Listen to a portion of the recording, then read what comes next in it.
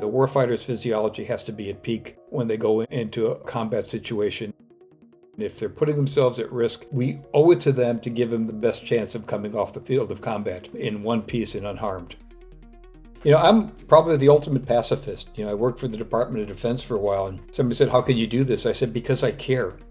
The faster we end a war, the fewer moms have to cry because their babies are dead. You have to look at things from a moral perspective. What's my obligation to that kid that lost that arm and that leg? We can do better than this. It changed the entire complexion of how we perceive those injuries now and what a prosthetic limb can be. We can do good, and that's what life has got to be about. It's not about money, it's about making people smile and healthier and happier. Dr. Joe Bielitzki, we're honored to have you as a member of the Born Defense Board of Directors. And just from your background, your knowledge, your wisdom, your wealth of experience, and I really want to get you introduced to our listeners. I want them to understand what you do that's different than most. I see you as like the ultimate generalist. You're the type of guy with the background that can bridge can bridge the sciences between life sciences and physics and engineering and can help vet seemingly impractical sciences into something worthwhile. So can you tell me a little bit how a doctor of veterinary science ends up managing some of the biggest projects that could potentially affect human civilization? Well, I started out as a zoo veterinarian a long time ago, and what I found was I wasn't ever going to learn enough about all those animals to feel competent or great about it. So I decided to go to work for the University of Washington Regional Primate Research Center in Washington State. And I spent about 15 years in that program. My expertise really is in diseases of monkeys. But at that time, it was at the very beginning of the AIDS epidemic. So immunology, infectious diseases became a real cornerstone of what my knowledge base was, because I had to take care of those investigators and had to take care of their animals, had to understand their science, had to know what they were doing both as far as therapeutics, disease progression, and were we moving in the right direction or not. And that really gives you a strong background when you work with 80 to 100 investigators, all of which have a different part of the science they're working on. And you get to be partner with them. It's not you stand on the outside and just say, well, the animal's fine, you can do the work on it. It really is about, how do you get the best research done in the shortest amount of time with the fewest number of animals that still has the meaning to society and gets the investigator what they need. And I think the work that was done on the non-human primate early on, because the models were so strong, really allowed to look at drug development and know when the AIDS epidemic was going to be controllable and what kind of therapeutics were going to be most appropriate. So I got lucky because I did that for about 15 years. I did private practice for a while and learned how to deal with people, all walks of life, all different kinds of economic backgrounds, all kinds of problems. And it makes you kind of a social, you have to become a little bit social. You have to be able to listen to people and understand what their needs are. I went back to the primate center after practice for a while and also worked at the Yerkes Primate Research Center at Emory University in Atlanta for a couple of years.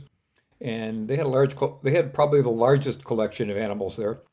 And a lot of researchers, a lot of investigations in reproductive physiology, in AIDS, in infectious diseases, probably still the strong point.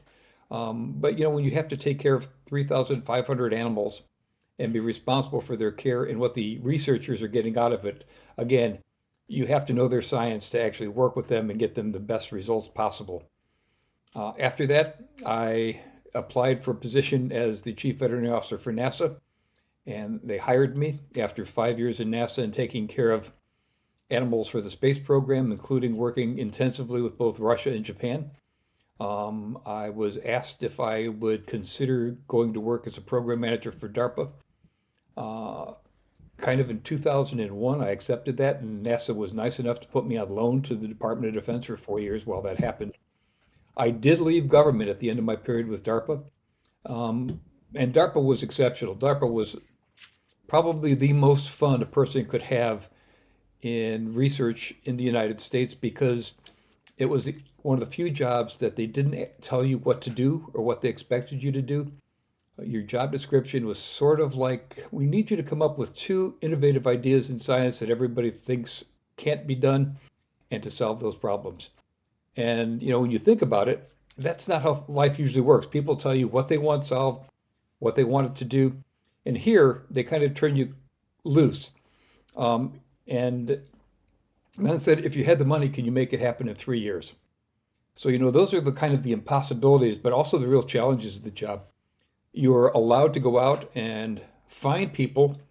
I don't want to say crazy enough, but to some extent, you have to be a little bit crazy to take on impossible tasks. And to go out and find the best researchers in the country, in the world, who could work on solving the problem. Put them together in a team, give them 18 months to prove that it was possible, and then to continue so that they can go on and finish in task completion and to get the job done. Probably the most famous piece of technology that DARPA did was the development of the internet. And, that was a late 60s program. And, it changed the world. But it was really, how do you have open lines of communication in a multinodal system where if a single node was taken out, you couldn't disrupt communication? And so the answer was, parse the data, send it down parallel lines, and reassemble it at the final point. And that, in essence, is all the internet is. It's a simple concept, but nobody thought it could be done. Nobody had ever thought about it in those terms. And yet, when you ask people, what do you think? How can we solve this?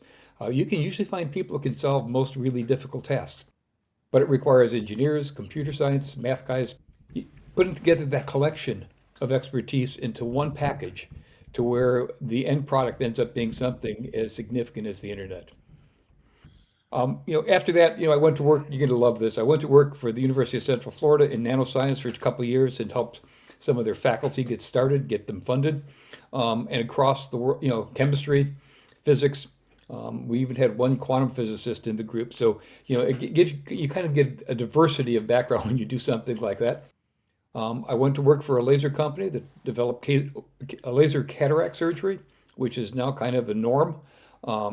Then, after that, I kind of was asked, I went to work for a large food company for 12 years as science technology consultant that had global implications. And actually worked more in plant sciences during that period than anything else, but it also brought in chemistry, physics, marketing, all the business kind of complexity, and learning to transfer science from the world of the laboratory to the world of the product to the world of the marketplace. And that's, again, a lot of communication stuff goes into that, and a lot of understanding what other people's needs are in developing product. And then I was asked to come back to NASA, oh, and spent my last 5 years of my career, as the chief veterinary officer for NASA, taking care of a program, much of it through the COVID epidemic when NASA didn't stop, and very often I was about the only person in the building at 2 o'clock in the morning, looking over the shoulders of the astronauts on the International Space Station. So again, a really kind of diverse background. DARPA was probably the most fun part of the career, only because it really gave you carte blanche to think about what problems the military had and what kind of solutions you could come up with, and could you find anybody to work on them and fix them. And we did everything from developing the first human in vitro immune system that allows you to test vaccines in an in vitro system without ever having to use a mouse or a person. We took some early steps in regenerative medicine. And, looking at kids coming back from Iraq and Afghanistan, when you realize that 1 in 26 injuries actually was an amputation, what do we do to help these kids have a normal life? If we could grow it back, would they want that? And almost all of them said they'd take it in a second. As a stopgap, we had conversations in the office and actually developed the prosthetics program that I think everybody sees what prosthetic limbs are doing right now for the world. But that came out of DARPA. People, who thought of that? DARPA did a lot of the biomimetic robotic systems that, everybody looks at and says, "Oh my God, that's so cool." But and a lot of the early drone stuff was, how do we get surveillance information in combat situations where you can't send somebody out in the field? And the answer was small drones that nobody could see, nobody could hear, and they would think they look like a flying bird. And so, just the need really directs what DARPA does and how they produce it. And I was really proud and really happy to be part of that.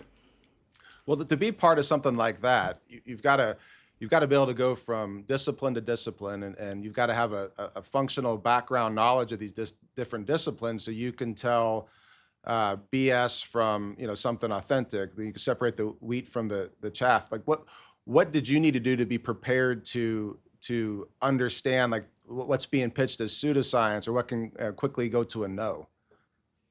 I spent 25 years in a research environment with, I hate to say it, hundreds of different researchers and different personalities. And I think one thing that I can usually tell is when somebody's not telling me the truth. You kind of uh, know what you expect them to tell you. And then typically because we worked on, a short timetable, if you're not delivering in a year, you're probably not going to deliver if you're not making progress. And so it's easy to filter out who's going to be successful and who's not. You keep those people who are performing well, who are delivering, and you say thank you to the ones that aren't, and you let them go. And again, there's nothing wrong with that. Some people had great ideas, but either the science or technology wasn't there at the time. Other people had great ideas and accidentally or deliberately found the solution to the problem, and we ended up with a product that the world needed. So when I think of like due diligence on projects for something like Born Defense on choosing when to invest, what you're describing is a system that's less about the deck, less about the PowerPoint presentation, and more about looking the guy that's pitching in the eye and trying to figure out if it meets expectations, and then kind of go through the human algorithm you have in your head to determine if it's something authentic. Uh, Yeah, I had a couple projects that kind of fell into that category. Every once in a while, you got something that was contrary to the general trend of science that a couple other program managers have looked at and said, "Nah, this is not going to work. There's no way it could work this way." And then if you sit down and take a look at it, often you find that you can break it down and say, it could work this way, and everybody else could be wrong. And I had a number of projects going down that path, and they ended up being right. We could have tossed them, thrown the baby out with the bathwater kind of thing. But you find a number of projects that you go, okay, does it really work this way? One of the ones that comes immediately to mind is a researcher at the Feinstein Institute who developed the concept that the vagus nerve was a central control factor for a lot of immunological responses.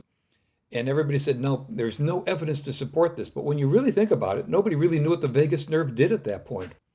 And his basic hypothesis was that it actually controlled the release of, a lot of cytokines and immunologically active things you don't have the time to synthesize signaling molecules in the body. They have to be stored somewhere. And he kind of concluded that the vagus nerve may be that central control factor.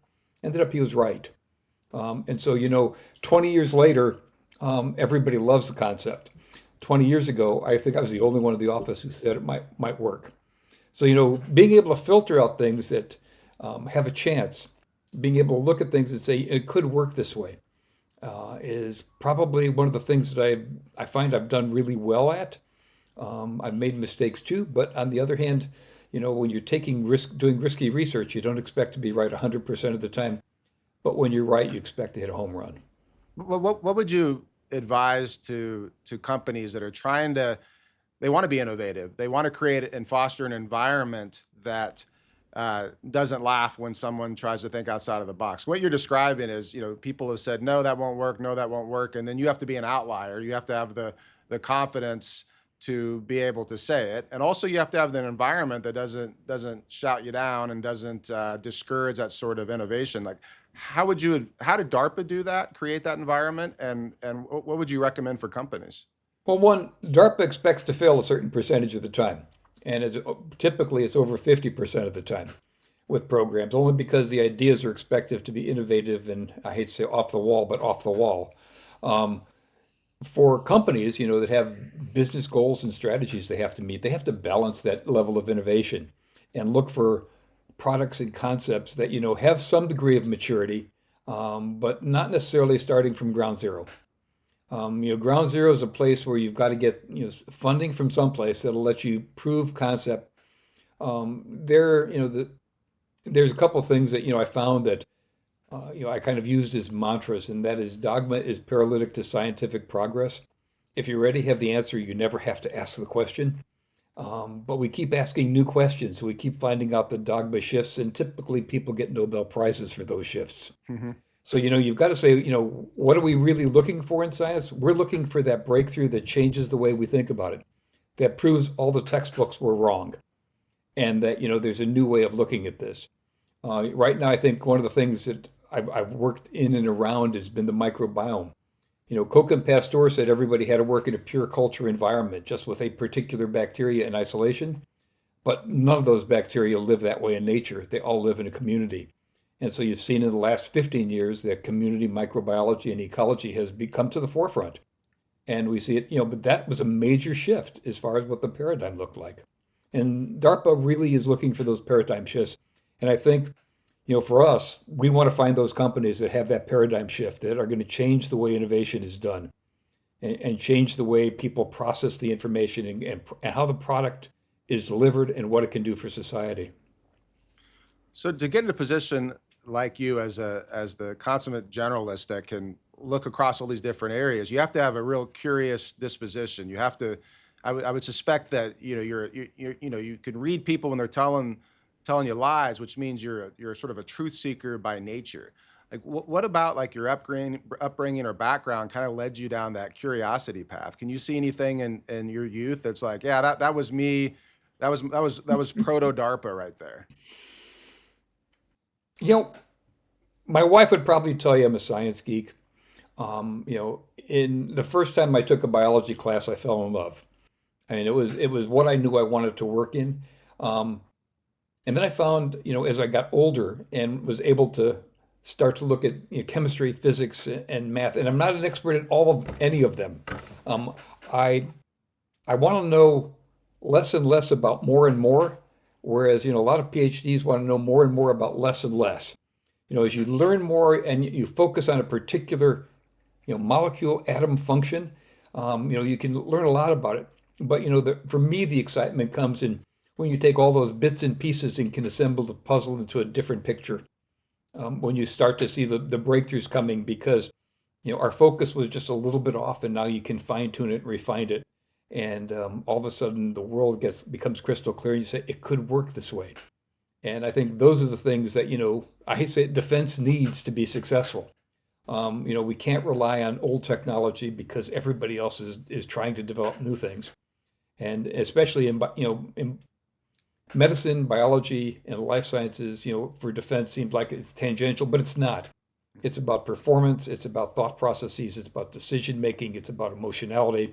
It's about physical well-being and being able to outperform everybody else.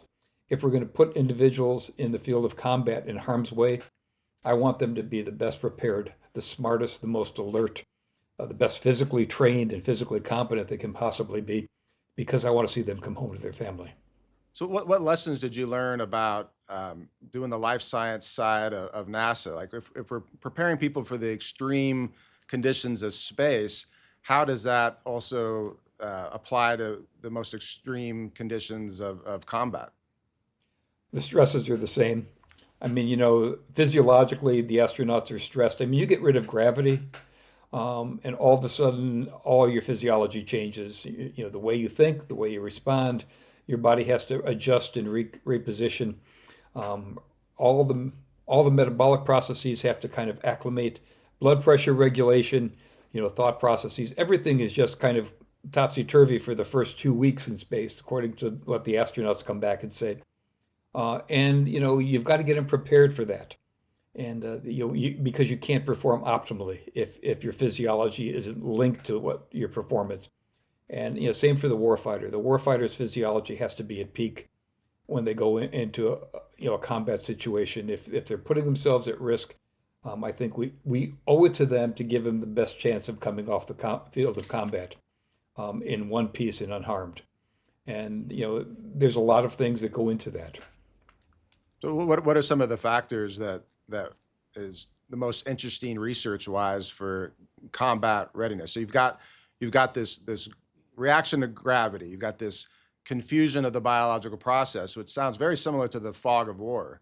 Imagining someone that's never seen combat before and happen to go in and make decisions and repeat tasks in a physiological environment that is sort of a mirror image. Through training, you can get some of those stresses, but until you're actually looking at the real consequences, the brain can't really replicate or simulate. I assume that's the same with impossibility with gravity. You get as close as you can, kind of like a mirror image. You can be in the water. You can find different ways to simulate it. So what's going on the combat side to prepare folks? Well, I had a program called Peak Soldier Performance, which was intended to give the average recruit a 20% improvement in strength and endurance in a 12-week period. And we broke it down into four simple things. And one of them was, could we increase mitochondrial density in muscle cell through a small molecule? And mitochondrial density is linked to ATP production and therefore muscle strength and not getting fatigued. We looked at, I hate to say it, rented the Iditarod sled dogs at one point to say prospectively, could we tell when the dog was going to fail? What are the factors immunologically and physiologically that contribute to the dog saying, I can't run anymore? Because basically that's what we're asking the warfighter to do is, keep going even through fatigue and exhaustion because their life depends on it. We also took a look at, what are the factors that result in fatigue and exhaustion? We looked at mitochondrial density. My brain is fuzzing right now. We also wanted to say, what are the things that heat exhaustion and exertional exhaustion are common for the warfighter? If I ask you to carry an 85-pound pack in 104-degree weather, on a continuous basis, you're going to end up physically exhausted from the heat. And so we said, how can we cool you down? How can we minimize that impact on your physiology?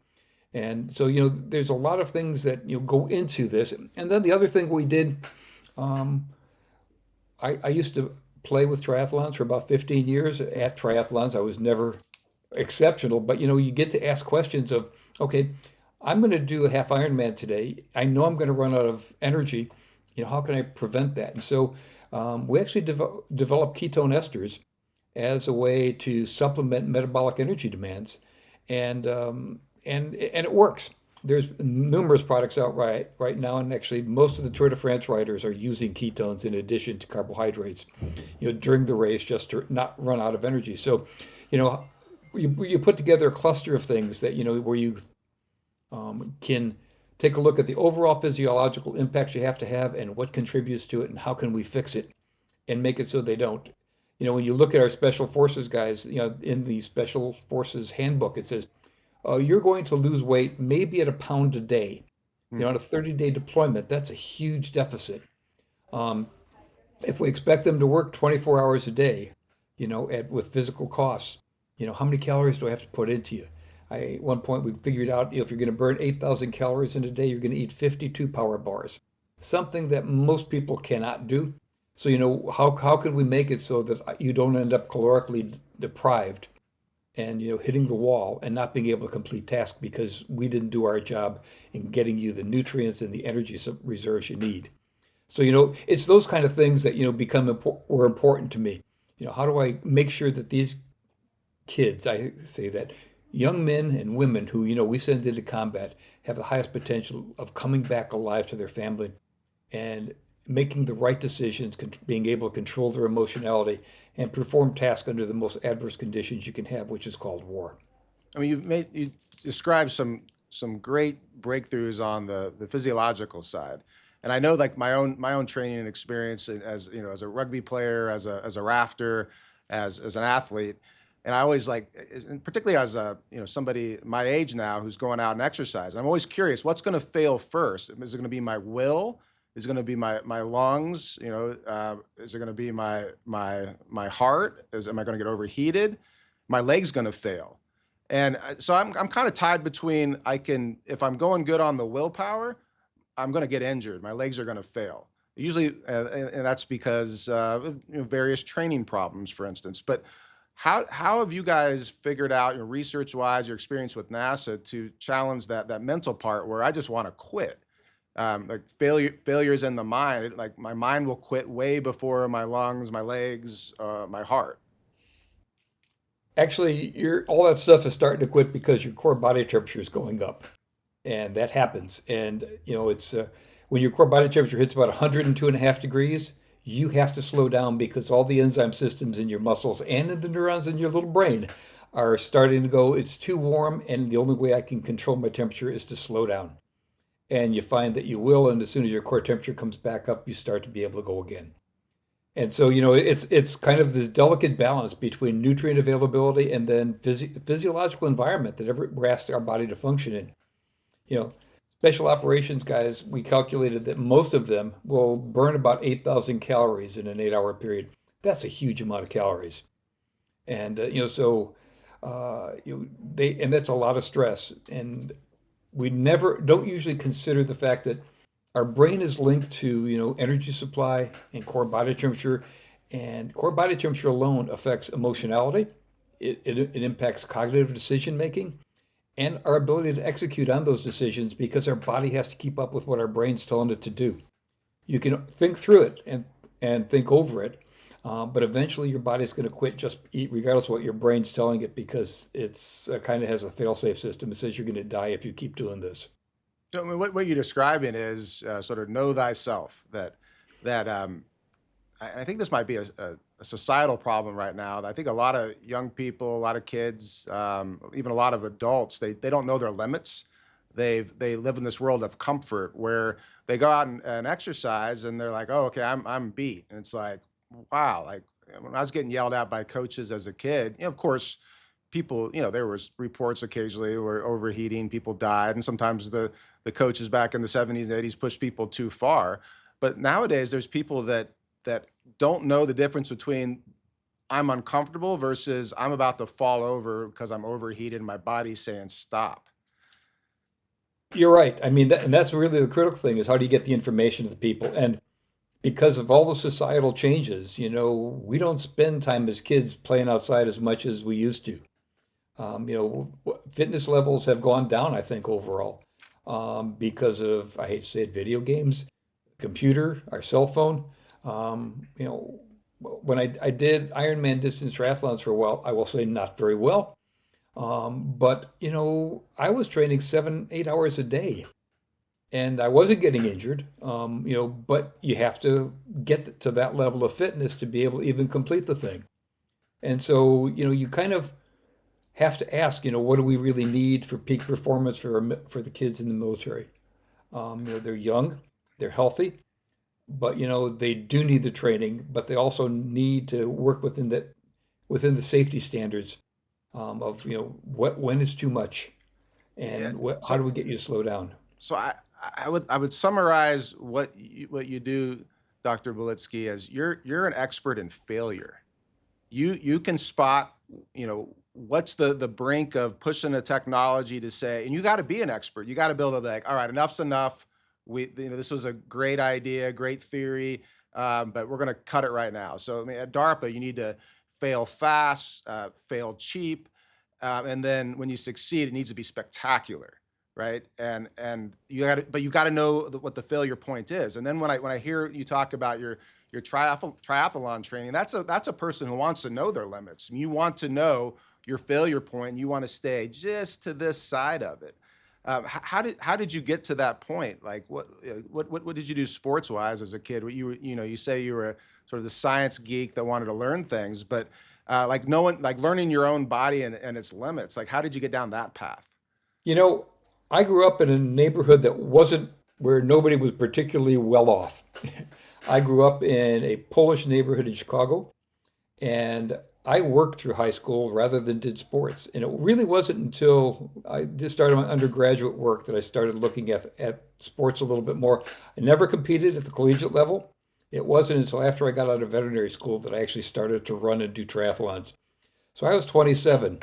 I wasn't in bad shape, but I had never thought about being competitive. I probably have never been competitive as far as sports, but it was a social thing to do. It became fun. I saw the same people every week. Some of my best friends are people that I did sports with rather than went to school with or lived next door to. So, you know, I started late in life, but it also let me be a little bit more analytical about, what are the problems? Why am I not failing? I knew that when I hit 35 miles on the bicycle and a half Ironman, I was going to run out of energy supplies. I was going to start to hit the wall. So I made my very own version of a nutritional supplement, and starting to play with metabolic stuff that I learned from in undergraduate and in veterinary school about how your body works and metabolizes things, and probably doing things a little bit differently than most people. Yeah, Um, you're treating yourself, your body as an experiment. How far can I push it safely, and what are my limits? you knew on the bike at about 30 miles when you're going, the words in your brain are, "Why am I doing this?" Yeah. That you're glucose deficient. Because that mood change itself is the earliest sign of glucose deficiency. And so, I could avoid that. I could, turn that around and get my head back into the road race and into the competition. Well, because you were getting data from your body, and then you could tell your body, you could tell your own mind, hey, that you're actually fine. You know your limits. You're going to take this, and you can keep on going. Yep, and taking in some glucose and some fructose orally, um, you know, within about 5 minutes, you're starting to feel like, okay, I'm at the start of the race again. I can do this. But the I thing is, had to you knew it. supplement repeatedly. Like you knew that if I did this, it would improve my situation, and so that can cover that gap between when you get that information that you want to quit, you need to quit, and you can tell yourself, no, you don't need to. Your information's correct, but I can fix that for you, and you can keep on going and persevere. So it's that perseverance that that 5 minutes, that 30 seconds between I quit and I can continue. Like did you develop that? Playing around the neighborhood as a kid, or did you learn that Nope, once you that was became? that was doing triathlons. Yeah. I kind of figured this out, and that Peak Soldier Performance Program. Big chunk of this was, how do I keep the warfighter from ever hitting the wall like that, where their decision making, their attention to detail, and their ability to move. If I mean everybody has seen the movie Black Hawk Down. The problem they had was they ran out of calories and all their decisions went to crap. I hate to say it that way, but Right. I want the warfighter to be emotionally and intellectually in tune with the environment they're in and have the physicality to carry them through whatever task they're asked to do and get them home safely. Okay. Well, how about this as a theory? I'm going to just say this: true or false? One of the biggest threats to national security is the lack of physical fitness and physical competitiveness of our youth. Yeah. No, I agree. I mean, Because what I'm thinking about, like, I want to have a citizenry that can produce things. Like, I'm not, not just defend ourselves, but go out there and make the most out of your labor, make the most out of your time. Like, you're going to have to know the failure point and not just quit. The dopamine addicts that we have right now, we're all guilty of it, from staring at our phones and wanting a distraction very quickly. Then we get fed up. So that's like, I'm just making this up, but 90% mental, and the fact that you've got to be able to tell yourself, no, you don't need a break. No, you can continue. No, you're not going to die. And that's an athlete's, at least a mediocre athlete like myself. Like, that's my number one issue, is like, boy, if I just work a little bit harder than that guy who's a better athlete than me, if I just tackle a little lower, if I get my angle right, I get the biomechanics perfect on delivering the max amount of force to this other human being as possible in a way that doesn't put my neck in jeopardy, that I put my head and shoulder in the right place, like, maybe I can take that guy down.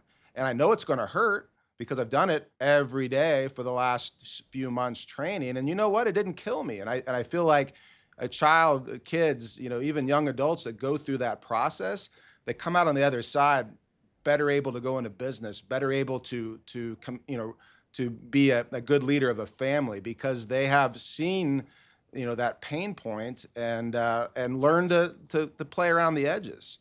And that's the thing that concerns me the most for our future. on the field of combat, you can't have somebody that gives up because they've run out of nutrients or exhaustion, and they don't have a choice to stay alive. And I think we can do a lot better for those kids every day. If I can get them to retain focus, control their emotionality, and maintain their level of strength, we will have done something significant. Okay, so I got an 8-year-old son, and he likes to train with me. He likes to go run. He likes to hit the heavy bag. He likes to he likes to spar, and he's scary because he doesn't know his limits, and he wants to put his self in jeopardy. So he's already kind of like pre-programmed with that mindset, and we're trying to encourage it as we go. But I wonder, if I were to throw a project at you at DARPA and I said, hey, make some boys into strong young men. Do it, through an educational system. Do it through changing around physical fitness. Require combat sports for everyone. Like if you were sitting around a table trying to figure out the next DARPA project, where would you want to start exploring? Like where would you want to point people to? Mm. Now that's a hard one. um, I think physical training is one thing. It's going to take you to a certain level. You've got to have the muscle, the bone strength, the tendon strength. All those things need to be pre-stressed to really perform optimally. It's the intangible things. It's the nutrition behind it. It's the emotionality that lets you stay focused and keep on going through pain. And we see, a lot of people get the Medal of Honor for doing exceptional things where they work through all those elements, Mhm. and and they save lives as a result. And so, it's difficult to say, but I think that, the biggest issue always see is maintaining emotionality. So your decision in your cognitive stuff, so that your decision making is directing your body and you're not just acting out of total fatigue and despair. People who lose the emotional connection, give up. People who run out of glucose and energy give up. I can't do this anymore. I think we can do a lot better job keeping them so that they're at peak through the entire experience of combat. I don't want to make it sound like it's a great thing because it never is. But when you lose the focus, when you lose the interest, you're also more likely to be injured or even worse, get killed. And I think we have to really all the time try to bring back as many kids to their moms as we possibly can. So to build a happy warrior, to build somebody a peaceful warrior, somebody. And I'm not talking a peacetime warrior, but I'm talking about someone that's has peace of mind. That their decision makings are guided by weighing the options, left, right, ones and zeros, like data and decision, and not a reaction. Like how do you build a if you want to start building an adult, for combat to do that, or for a businessman not to be a prick to his staff when he's irritated, where you're not reacting, that you're looking at, okay, well, maybe they've got a problem that needs to be solved and I'm busy, and, I can respond a certain way. So how do you train youth? Like if we want to have adults that are not coming on to into basic training without those basic skills of how I run my own mind, because you've described how to run your body. You've got to build it first, right? And part of the building the body will also fine tune the mind, because you have to persevere you have to make choices when you're lifting weights, when you're load bearing. You got to not get injured. You got to make good choices. So how do we address that other factor? You just described the DARPA program. I mean, how do you prevent PTSD? How do you prevent fear, under life-threatening situations? How do we train people to, not come back with the problems of war, and give them a normal life? I mean, we see so many Vietnam vets that have never gotten over their PTSD, and same with Iraq and Afghanistan. I mean, just ongoing. It's probably going to be the largest medical expense that the military faces is dealing with PTSD from combat veterans.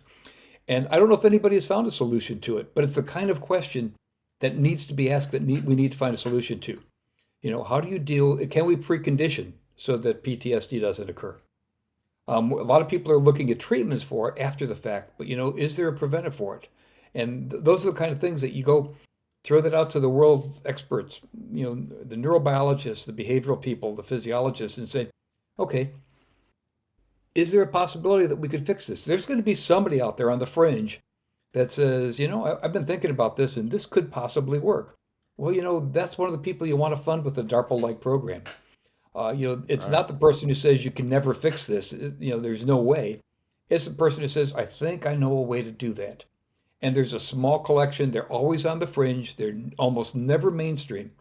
But finding them and putting them together to work collectively and collaboratively, you can fix a lot of problems that are of significant importance to Department of Defense. I look at like this is PTSD and surviving the traumas of war as a psychological problem with perhaps needing a spiritual solution. Like when you go out and you do something that causes anxiety and stress, you're thinking to yourself, you're reliving it perhaps. You're feeling guilt and shame for doing something, for maybe making a bad decision under stress, and that's maybe a can be a problem of purpose, because you see people have guilt and shame in the real world that affects them. Like so many people walk around this world with this unresolved trauma, and they seem not to know like their purpose. Like what are they doing? Why are they doing it? And why is it virtuous and honorable to do that?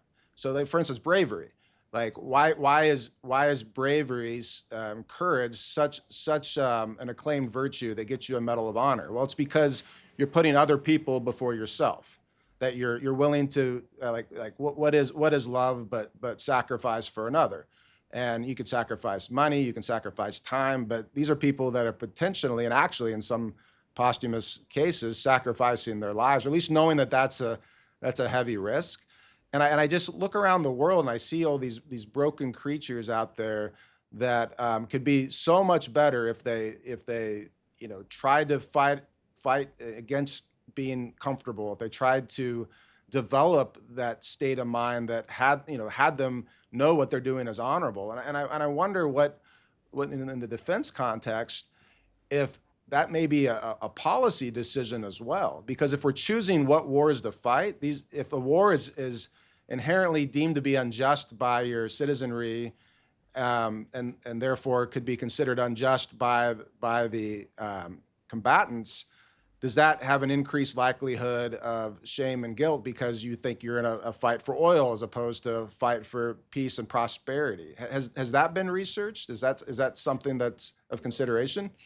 I think it's been discussed. I don't think it's been researched to the depth it needs to be looked at.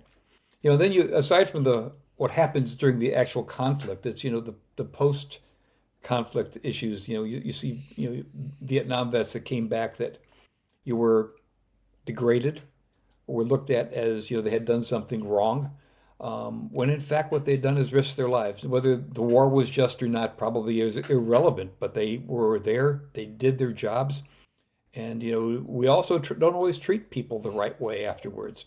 And we need to look at what are the factors that contribute to it.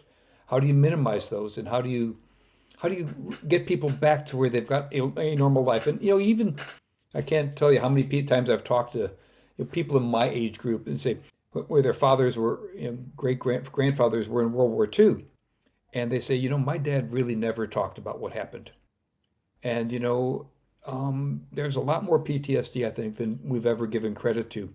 We recognize those people who we defined as shell shocked, became totally dysfunctional, but we don't recognize the person that lives in the silent misery of what happened.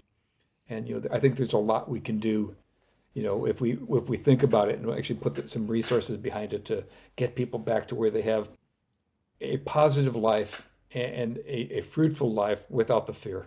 No, one of my previous entrepreneurial interests involved trauma therapy in the psychedelic space, and is that a particular tool that could work? What are the inputs that can go into the mind that could fix that? And it'll came from me from being a young boy, and my grandfather, who in would have been I guess September of 1942 was storming the beaches of Guadalcanal, and then you see what's there, and then all of a sudden they're without logistic support, and they're seeing some of the scariest things that human beings have ever seen. I mean, hand-to-hand combat is one thing, but being in a tropical zone with these suicidal Japanese warriors coming nonstop, getting tangled in barbed wire and under machine gun fire continuously, and still running into that and doing it for hours with no sleep under the stresses of hunger.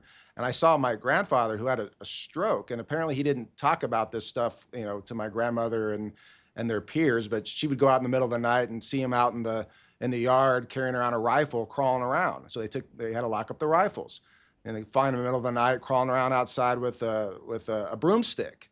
And he never talked about it. And then he had a stroke. And occasionally at the nursing home, my mom would leave the room, and then my grandpa would tell me these horrific stories that, until I saw the Pacific on HBO, sort of the Band of Brothers analog for the Pacific Theater. I never saw any visual representations of that. Somebody like me who's never been in the military, never seen combat, you just hear these stories from someone, and you realize that they internalized that, and we gave them nothing. And then you fast forward to Vietnam, and the big difference I see is maybe the collective purpose of the war made people feel a certain way, but the way they were treated when they got home is a societal failure of the nth degree. That we were creating children that didn't care enough about the folks that were fighting in this way that would degrade them. To me, that's a national defense issue. That's a question of how you create a lasting civilization. Like, what went wrong in the 60s that would cause people, this theory of this loving theory that they had that would still treat others that way, that were simply people doing their job. No, I agree. I'm probably the ultimate pacifist. I worked for the Department of Defense for a while, and somebody said, "How can you do this?" I said, "Because I care." The faster we end a war, the fewer moms have to cry because their babies are dead. And, it's the same way as I spent a week in rehab medicine at Walter Reed while I was at DARPA. And, when you see an 18-year-old kid who's lost the lower part of his leg and part of his opposite arm going through physical therapy, you're going, and you do the numbers, you go, 1 in 26 of these kids is an amputation. And, it's like, what do we owe them? How do we get them back into society? How do we give them a normal life? Ask basic questions is, can I grow your arm back? Can I give you, and then, the prosthetics we had, I hate to say it, even in the early 2000s they looked like Civil War technology. And, Wow. and so went back to the office and looked at my boss and said, we got to do something. These kids need prosthetics that actually work. We'll let them be functional and come back into society and do things. And, we brought in Jeff Ling, who was on the staff at Walter Reed, and he took up the prosthetics program, and he just did a great job with it. He found solutions to where now they get haptic feedback, where they can tell how hard they're actually holding their child with that prosthetic limb. So what was the, like, you're a very humble man, and I know that you've been involved in decisions that you made about what to push, what flames to breathe on and to fan. Like, if you hadn't made that choice, then suffering would have increased, right? Because You know, you have to look at things from a moral perspective. What's my obligation to that kid that lost that arm and that leg? And you spend several days there and you're going, we can do better than this. And it's what I think any normal person would have done, is it went back and said, this is not an acceptable outcome for what we can offer.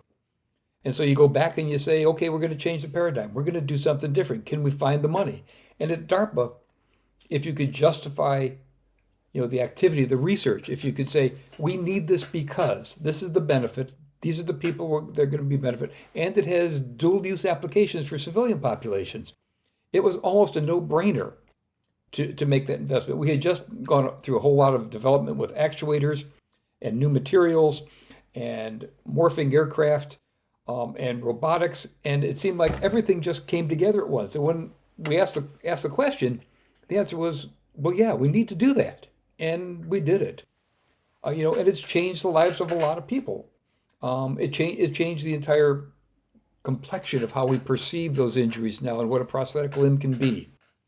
And it wasn't my program. The other thing you learned at DARPA is that what you start, you're not going to finish or get credit for, and that's okay because it worked. We changed the reality of the situation. We made a difference, and whoever gets credit for it doesn't make any difference. The fact that the real beneficiary of what DARPA does is the public and the military. The program managers just are in there to think for 4 years. And it's a great honor and a privilege to do that. But, being able to change the direction of science, being able to change the direction of society with respect to product development, it's an incredible, I want to say gift. It was something that I was given that, was really rewarding. It meant something. It was part of my career that I look back and smile about and know that regardless of how many papers were published, that somewhere along the line we made a difference and people will have better lives. And for me, that's what, this is all about. It's, you know, shorter wars, better care for the warfighter, better conditioning, better whatever we need to shorten the duration of a war or conflict so that we reduce the number of people that have to die because we're being fools. Sorry, Yeah. I think most wars are foolish. Well, I mean, you're looking at defense, at war from a perspective of that we don't want to encourage it, we want to prevent it, and if we have to go do it, we want it to have the least collateral consequences as possible, because I care about the people that are involved. And so at the end of the day, that's a moral framework that we have to have at every level of government, of society, right? I don't care if somebody is feels that they have a meaningless job. What they do has purpose and value. Like when you're cleaning this area over here, like you're helping make the place more efficient. The beauty is increased. Like everybody's job has value. And I see someone with a position like yours that has obvious intrinsic moral, societal implications versus jobs that a lot of us have over the years where we can't really see it. What is it like to be in a position where right in front of you, you're knowing, like, right now, like, what I do is going to make a difference? I mean, that, like you said, it's a gift. It's got to be an awesome feeling. But day to day, you should probably realize that, hey, there's decisions today I'm going to look back on and be like, hey, that was the moment. That was the decision that made the difference. What's that like? You know, I don't. I kind of take it all for granted. It's just the way life has been. It's been, I can smile about it. I get a certain amount of joy from knowing we forced a paradigm shift in some of the areas of science and got people to think more broadly and differently. But I would say it's not a big deal. It's a big deal for the beneficiaries of the project and the programs. For me, it was work. It was fun. I got to meet all kinds of incredibly smart people. You know, Going out and drinking a martini with a couple Nobel laureates is kind of fun. Hmm. When you realize that, they get dressed just like we do. They laugh at the same bad jokes. They have, families, and it's kind of great to be able to take some of the glamour away from, great scientists and see them as people and realize that they're working for the exact same things I am. They're working for the good of society. They're working for the benefit of mankind. They're working to minimize the threat of war or war. You know, it's the collegiality and the fact that there are a lot of good people out there that want to do the right thing all the time. And for me, that was probably the biggest reward of being at DARPA, is getting to meet people who are smart, attentive, ethical, and committed to making the world a better place. So this is the story I don't think it's told enough about government, about defense, about the military. Is the people that are out there? What are they doing? Yeah, maybe we don't hear enough about that because the media doesn't report very much on those developments. But why are they doing, and who are they? Because I mean, like this conversation, Joe, makes me feel safe and warm and fuzzy, knowing that there's great minds like you with great integrity out doing great things for our great nation. And so I want to thank you for that. And I look at these common themes of perseverance. You're a guy that wants to go that extra mile, challenges limits, but there's that humbleness to it all, and willing to put yourself in the background, why something goes the distance, knowing that it made a difference. When you look back on your career, or even your life, as a youngster, like how did that humbleness, how did that flame get fanned? How did you grow into that over time? Like, I never have really thought of myself as exceptional. People have told me that, I think differently. But to me, it's just been kind of how life is. Um, I think we all have gifts and things that we do well. I just happen to do well in science. And, I'm not a researcher per se. I think about science. I don't like working at the bench. I don't like writing grant proposals. I can read, I've read, I don't know, thousands of grant proposals, and I can tell you, what looks like good science and what doesn't look like good science. Hmm. I can tell you what's innovative and what's kind of repetitive. And then I can work with that investigator to work out the kinks and get it to be the best possible project he can do. But I'm not going to sit at the bench and fill test tubes or Eppendorf tubes with a chemical with a solution. I want to think about the big picture, and that's why I say I'm a generalist. It's that big picture. How do you put the pieces together so they become something comprehensive and coherent and can actually be turned into a product that has benefit? And that's probably where I get the biggest kick out of life is seeing things that come together and watching people succeed at whatever level they want to succeed at. Um, so I get more joy out of other people's success than mine, I think, because they're doing the grunt work, they're doing the hard bench work. I'm just sitting there admiring how smart they are. Well, no, that's a great position to be, right? To be surrounded by like for me, working with you, working with our colleagues at Born Defense, I'm always grateful that I'm not, I'm the dumbest one in the room here with the least amount of valuable life experience. Like there's a certain skill and a certain just a band of luck that gets you surrounded by people that are that are great minds that can do great things. So you sitting here right now, kind of looking at the future of of of defense and the future of how a business can support that. Like, what would be your vision for Born Defense as a company? What direction would you like to see it go? I think, being able to cherry pick the innovations before anybody else gets to them, being able to take those people that are innovators and have a product and a concept that is going to have significant benefit and helping them be successful with it. Moving it forward to where it becomes commercialized, where it becomes available both to the military and to the public where warranted, where, at the end of the day, you can say, I help save lives, I help make people's lives better because we were able to pick out those things that actually made a difference. 100%. I mean, that those would be the good days. So how would you set up a system like procedures or protocols that because you got the top of the funnel, which is all of human knowledge, everything that we know, everything that we think that we don't know, and then from there you've got to siphon it down to these opportunities when they manifest with ideas, with businesses, and what we're doing here. Like, what's the process to vet that? Because a guy like you and like our colleagues here at Born Defense, they're getting hit with deal flow left and right. Like, it's opportunity overload, and you've got to be able to say, okay, this is an opportunity.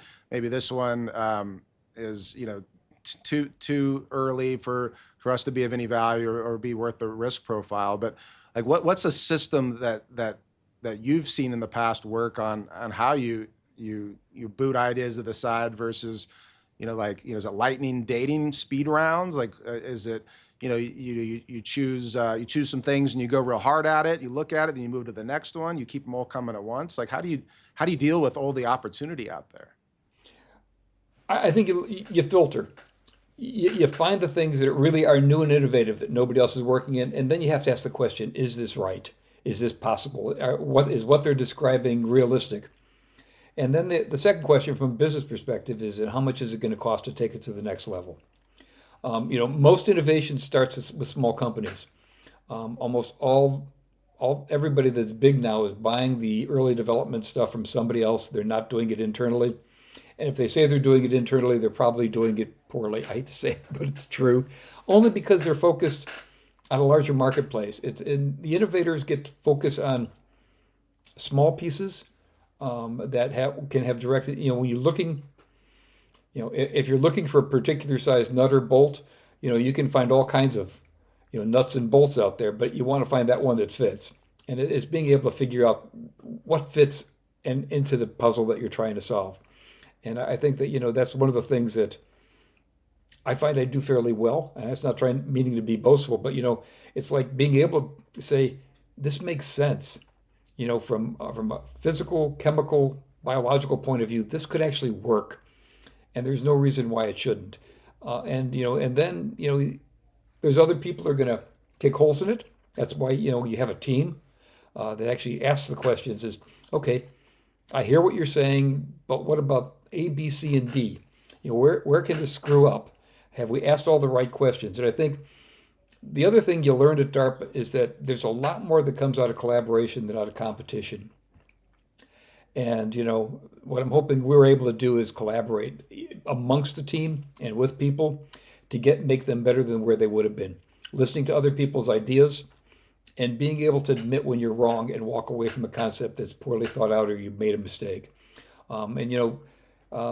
It's always going to be about how do you get the best product out of the concept.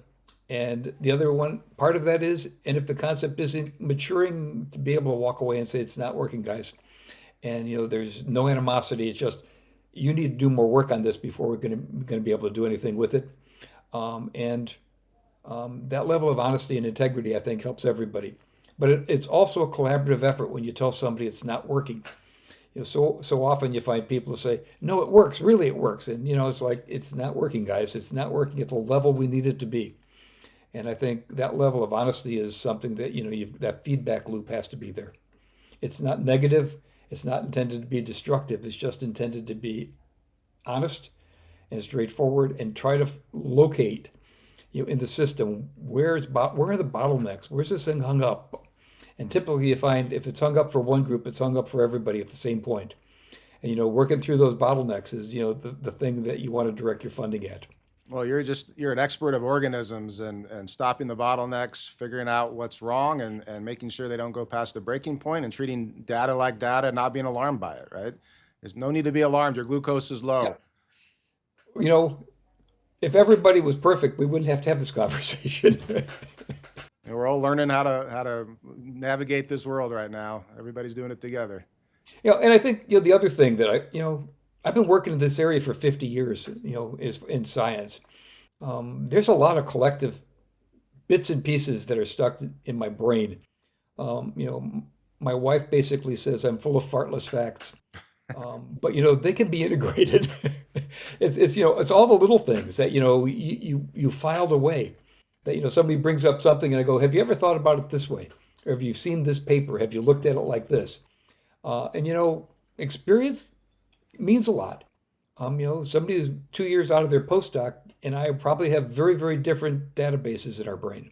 100%. You're talking about the connectivity. You talked about the neural network before. We talked about the communication from the brain to the body, and now you're talking about the communication from one external hard drive to another. And what data points do you have in your brain that can help someone else, move to the next level in their ideas? You got to connect these people up, right? You got to find what is a company but a group of individuals that they're sort of like a hive mind with a common purpose, trying to leverage each other's knowledge and experience to cover their flanks, cover their weaknesses, to expand upon what they're good at, to be a value add. You hear about synergy and you kind of laugh because people talk about it all the time. It seems to be a buzzword that gets overused, but that's what you're talking about. 1+1=5, 10, 20, depending on what you know and what they know. And then you got to be in the right place at the right time. You got to have timing. You got to be in the same company. You got to be in the same organization or the same network, or you'll never know what that person needs to know, and you'll never be able to help them out. Very few people succeed alone. Well, Joe Bielitzki, it's a pleasure having you on, and we're going to do this again. I'm going to give you fair warning that I want to milk more out of that mind of yours and keep on learning. This has been a really, really fun experience. Thank you, sir. Mike, I'm looking forward to the future with you guys. This should be fun. It will be. Thank you, sir. Thanks. Later.